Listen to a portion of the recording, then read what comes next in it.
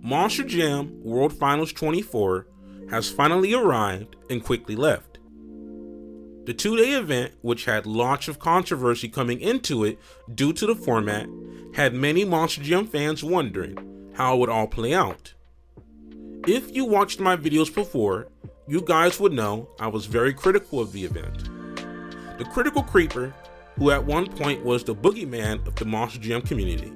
So, a few questions that the fandom has coming out the event was, is this even a good World Finals? Did the format improve the show or ruin show quality? Is Rec Deck even a good truck? Where does this World Finals sit in terms of quality amongst other recent World Finals? In this review, I will not be going over the entire event, but only notable things I think are worth mentioning. All of these questions I will answer from my own opinion. So, with that, let's get into the video. During the Last Chance qualifier, I thought this track would be an Independent's greatest dream, because Independents race on interesting tracks all the time. And oh boy, I was mostly wrong. Due to Jamie Sullivan getting bit by a dog on the face, I mean, I don't know how she got bit by a dog on the face. It was a very interesting turn of the events, but whatever. It was announced that there would be 2 spots available in the main field. After some interesting racing, it would be Cole Bernard in the Black Pearl securing a spot in the main field after MJ Solorio flips El Tar Loco Stars and Stripes in the last turn. The final race of the night would see Matt Cody in Gravedigger Stars and Stripes earning his way into the main field after beating Trident Robbins in Crazy Train. Apparently Robbins' truck was not tuned properly and suffered some issues, but nevertheless, he still managed to drive the truck amazingly well in racing. Day 1 would start off with the introduction of Tech Deck Rec Deck, driven by Bryce Kenny to start the World Finals competition with the Day 1 stunt. A rail grind, which was cool,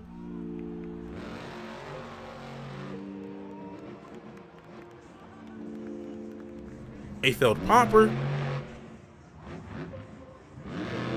and a backflip. A cool way to start the show after a delay. The format for this World Finals, we would see the first pair of 12 trucks racing today and freestyling tomorrow. The other 12 trucks of the field freestyling today and racing tomorrow, with the winner of racing from Day 1 competing with Day 2's racing winner. Confusing as it is, we will talk more about this later. Day 1 started with a rain delay with some moderate rain for an hour. In my opinion, the light rain before the show gave perfect conditions for racing as traction for the track would be optimal. Racing was amazing. Only notable thing was the upset between Adam Anderson losing to Brianna Mahone. In the final round, it would be Dalton Weiner in Jurassic Attack and Tard the Duke, who earlier stated on Thursday afternoon he is retiring from full-time driving, wins the Night 1 racing bracket. Skills for Friday night was kind of lackluster. In no particular order, we have Blake Granger in Monster Mutt Dalmatian, who believes he is just like Tom Mintz, attempting a moonwalk into a backflip. I mean, you're not him, man. You're not the GOAT. Next up, we have John Zimmer Jr. in Terminal Velocity, attempting the same thing as Blake. When will you guys learn? I mean, you're not in front engine chassis, guys, come on. It would be MJ Solorio in that beautiful yellow El Tar Loco, putting up a great 2-wheel skills. However, it would be Tristan England showing us why he is the GOAT of 2-wheel skills competition, winning his World Finals skills competition. Moving on to Night 1 freestyle, a few of my personal favorite moments begins with Matt Cody in Gravedigger Stars and Stripes, putting up a banger of a freestyle, starting off the competition just right. I'm probably going to butcher his last name, but we have Mike Pagliarulo, sorry if I butchered your last name, in Excalibur Silver with a few crazy moments, such as him rolling over and saving it. 2. Performing 2 backflips in a row.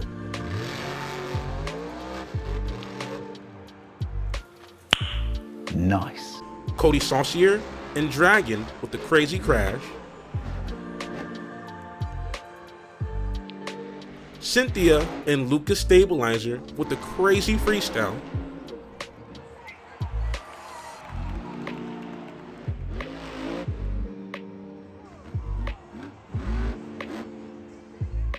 Weston Anderson and Primer Gravedigger showing us why he's deserving of a stadium tour spot next season. Lastly, it would be Zach Garner and Wildside giving us an old school Monster Jam run, which would take the lead going into day 2. We would talk more about Zach's run here in a bit. Day 1 would conclude with all the trucks, including the display trucks, parking on the track and watching the 4th of July fireworks. The final day of World Finals would open up with the JCB Diggatron stunt, with Tristan England jumping into a giant styrofoam crash bot. Day 2's racing will begin with a terrible round 1. Everyone in the red lane would spin out due to mud being embedded in the first turn. Round 1 drivers, in my opinion, were robbed. The track crew eventually came out after the round and repaired the track. Rest in peace to all the potential drivers who got robbed. Would have this made a difference? Don't know. Eventually, it would be Todd the Duke who would beat my GOAT, Zach Garner, after Zach's truck would have steering problems leaving the line. Out of all honesty, I was pissed, disappointed, and frustrated with the outcome of the race. We will talk more about this in a few moments. Todd the Duke will be crowned racing champion in his final World Finals competition. Moving on to high jump, let's just say this competition was beyond disappointing. Truck after truck would fail. It would be Ryan Anderson winning his 3rd high jump championship. Freestyle Night 2 would have some memorable moments, with Colt Stevens and Thunder Roars giving us a spectacular leap that annihilates the front end of his truck, Brianna Mahone and Scooby-Doo giving us a good run,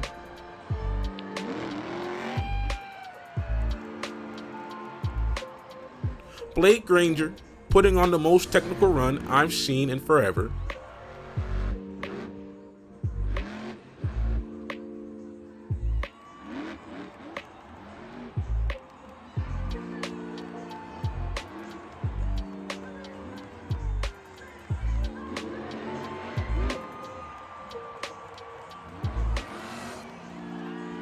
Adam Anderson and Gravedigger the Legend giving us some nostalgia with his freestyle, ending off with a crazy crash.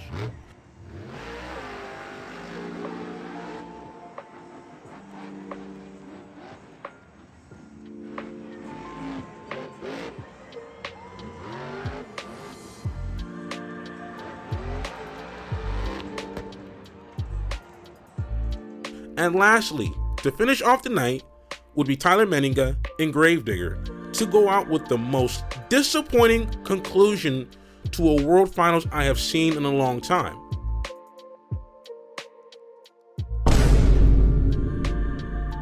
It would be Blake Granger winning his first World Finals freestyle, beating out Zach Garner from night 1. Now I have a few things I want to talk about, so let's move on to the next section. Raw thoughts and hot takes, so let's shoot over there now. Let's start with night 1's conclusion. It was an amazing ending. All the trucks coming onto the floor with some of the best fireworks to end an amazing night 1 of the World Finals. I almost teared up. This reminded me of how World Finals used to end, which as time goes on gets further and further away. Failed and Monster Jam really tugged on some heartstrings with this one. The track design was great for racing and great for freestyle. As I have stated previously, I enjoy when the World Finals track is built into the stadium seating. The elevated turns added some amazing moments, both in Last Chance Qualifier and racing. The Salt Lake City Mountain LED display was perfect. Chef's kiss. One of my favorite things about the track. In my videos, I concluded that freestyle would be lackluster, but it turns out it was way better than I anticipated. Let's talk about the schemes. The Stars and Stripes schemes were great. El Tar Local being my favorite when it comes to a failed-owned identity. I love the blue, I love the flames, but second place runner-up would have to be the GOAT, Jim Kohler's 4th of July scheme, being a simple but sick American flag with blue headlights. Lastly, my favorite Stars and Stripes schemes, which I didn't think would be, is Kraken Stars and Stripes. Simple, but such an amazing 4th of July scheme. I love it, and I hope to see a die-cast version come soon. One can only hope. I do want to say, I wish Monster Jam did more with Stars and Stripes. To me, it was lazy. If you want to know why I think it was lazy, please check out a recent video here where I go into further depth. To sum it up, it's 4th of July weekend, and we only got 3 trucks from failed, which in my opinion could have at least been double or more. A special weekend with a perfect opportunity fumbled. Kraken's design is simple, and the simplicity of Kraken's design could have been applied to more failed-owned properties. This, however, is a personal nitpick of mine, and I am a little bit biased because 4th of July is my favorite holiday, and we're all here to see fireworks, monster trucks. How American can that get? Or to be the cherry on top is to at least see half the field in Stars and Stripes. How do you feel about Stars and Stripes? Let me know down in the comment section. Sparkle Smash Yellow, this might be a hot take, but I really love this truck.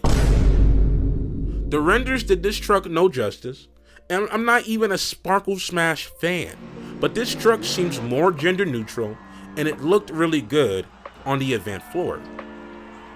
Moving on to the rec deck stunt. It was lackluster, and I'm sorry to say guys, but I believe this is the worst truck Failed has ever created by far. However, the song for it is catchy, and that's the only thing I enjoyed about this truck. Bryce Kenny, if you're watching this video, come here Bryce Kenny. If you're watching this video, blink twice if you hate this abomination. The JCB Digatron stunt was a god-awful and complete trash. I missed the old school encores where trucks would go crazy, burn it down, or even perform crazy one-take moves as the Gravediggers mid-air collision at World Finals 11 for an example. The JCB Digatron stunt serves as advertisement for the new JCB Digatron toy set, a toy set that kids will probably love but touch no more than a week at best. Let's talk about Kristen Anderson.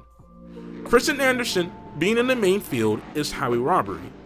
She cannot drive, not in racing or in freestyle. Like, look at this rollover. How do you flip over so easily? I'm sorry to all you Kristen Anderson fans, I don't get the appeal of her, I don't. And there are way better female drivers in the sport, and the ones that won over my heart, for example, at World Finals 24, was Brianna Mahone and Cynthia. Those 2 drivers are some of the best drivers in the sport not named Anderson. Tyler Duke. Let's talk about Tyler Duke. Tyler Duke winning his racing championship, I'm gonna say it, was lackluster. Yes, I said it. What did he say? Because the win was basically handed to him. And in my opinion, the 2-day, god-awful format ruined Zach's chances to win. If Tyler Duke did not announce his retirement, I don't think his win would hit the same. Sue me. This is not a Disney movie, and it ended just like a Disney movie. I mean, look, man, the irony here. Lots of fans thought that Zach Garner deserved to win Freestyle Championship. Although Ragged Edge and a crazy freestyle run, I honestly felt that Blake Granger deserved to win. I've always felt that a freestyle run should be a mixture of mayhem and technicality, which was Blake Granger's freestyle. I think the reason many people believe Zach Garner deserved to win freestyle was because it reminded many people of old school Monster Jam. No shutoffs, a tire completely missing, and the officials made a great call to allow him to keep going. It is the World Finals, so the exception was expected, but runs like this were commonplace a decade ago, while we are in a time currently of safe cookie cutter runs with RII trigger-happy officials. I wish we got more of this. High jump this year was absolutely atrocious. Most failed miserably, and Ryan Anderson received his third high jump championship. As an old school fan, I have never ever considered two-wheel skills or high jump legitimate competitions, and even today, I would never recognize them as legitimate. Mainly because 8 trucks compete, and these competitions are slot fillers. We need to change the competitions or get rid of it altogether. Is that a hot take? Let me know down in the comment section. The format. Change it back failed. The World Finals is for us fans who are committed to the sport, the fans that watched all year, a 2-day event, 3 if you include qualifying, but a butchered format made it feel like 2 stadium shows in one. I feel like this format is an appeal to general audiences who can't make both days. So to give a taste of Monster Jam for that crowd, they split the format up to make it more accessible. The 4th of July crowd was definitely smaller compared to the July 5th crowd. I would like to see a return to form, but honestly, I feel like this is the new format from here and on out. I sincerely hope I am proven wrong on this. Although the format was not the best, my lady and I still had fun at the event. I met 7 people from my YouTube, a kid whose parents said he was too young to subscribe, and the many people who commented on my community post who watched the live stream live and saw me at the Last Chance qualifier. Even though I've harped on this event and made a name for myself in the Monster Jam community, I will say I was wrong about many things. I will take accountability for those horrendous takes. I can confidently say that the Gravedigger the Legend was not the one most people envisioned getting, so I was right about that, but that was about it. If I had to rank this event, I'd give Night 1 10 out of 10, especially because the amazing conclusion with the trucks and fireworks. Night 2, however, was more lackluster, especially the ending, so I'll give this a 5 out of 10. This event overall, I give a 6.5 out of 10. Why is that? The format, the Night 2 lackluster ending, the feeling of this being 2 stadium shows into one, and the promotional stunts that we get instead of actual encores. However, although I don't think this is the best World Finals in recent years, it still was enjoyable to see and watch the show. And with that, that concludes my review for World Finals 24 in Salt Lake City. What are some things you loved or even hated about this World Finals? Let me know down in the comment section. Comment, like, share, and subscribe for more. Critical Creeper